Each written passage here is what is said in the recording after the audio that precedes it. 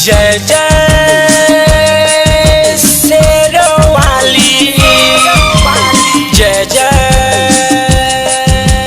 मेहरों वाली, जय जय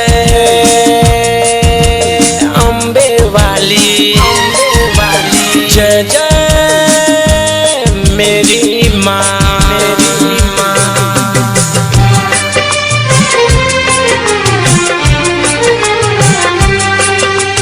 ए मैया मेरी अम्बे, ए जगदम्बे काली, सुन लो विनती मेरी, भर दो झोली खाली, कर दो इस नवरात में कृपा, सुन लो सबकी पुकार। ऊंचे पर्वत से आओ माँ शेरा पे होई के सवार, ऊंचे पर्वत से आओ माँ शेरा पे होई के सवार। ए मैया मेरी अम्बे, ए जगदम्बे काली, सुन लो विनती मेरी, भर दो झोली खाली, कर दो इस नवरात में कृपा, सुन लो सबकी पुकार। ऊंचे पर्वत से आओ माँ शेरा पे होई के सवार, ऊंचे पर्वत से आओ माँ शेरा पे होई के सवार,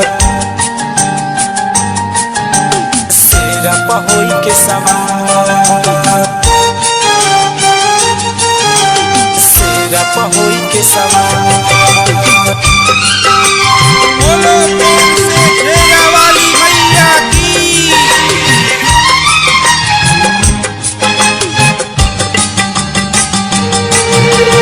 Recording by Brand Studio Betia। तुम ही चंडी तुम तारा हो, दुनिया को माँ सहारा हो, तुम ही चंडी तुम तारा हो, दुनिया को माँ सहारा हो, तुम ही लक्ष्मी तुम पार्वती, तुम ही सीता तुम सरस्वती, तेरे हजारे रूप माँ है सबकी दूप, तेरे हजारे रूप माँ है सबकी दूप। सारे दुनिया तुझ पे मोरे, दुनिया पर तेरा प्यार। ऊंचे पर्वत से आओ माँ शेरा पे होई के सवार, ऊंचे पर्वत से आओ माँ शेरा पे होई के सवार। ए मैया मेरी अम्बे, ए जगदम्बे काली, बोलो बोलो वैष्णो देवी मैया की।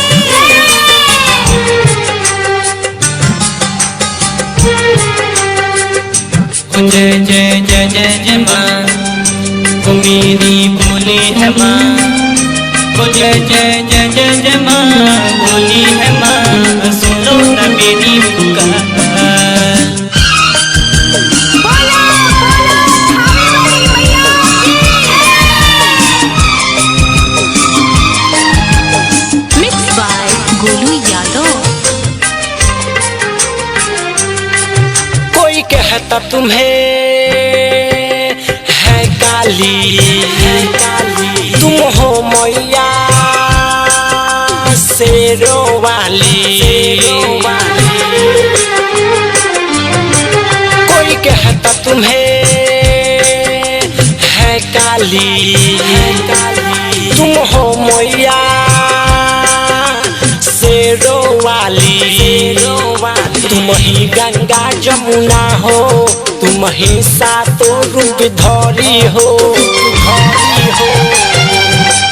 तेरे द्वार पे मैया आए, अलाउद्दीन भजन सुनाए, तेरे द्वार पे मैया आए, परमेश्वर भजन सुनाए।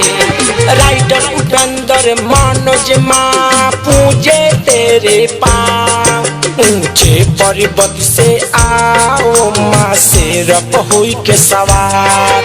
ऊंचे पर्वत से आओ माँ शेर पर होई के सवार।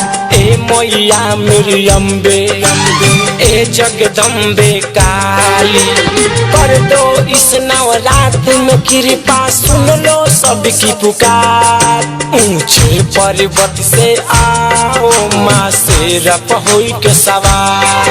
ऊंचे पर्वत से आओ माँ शेर पर होई के सवार।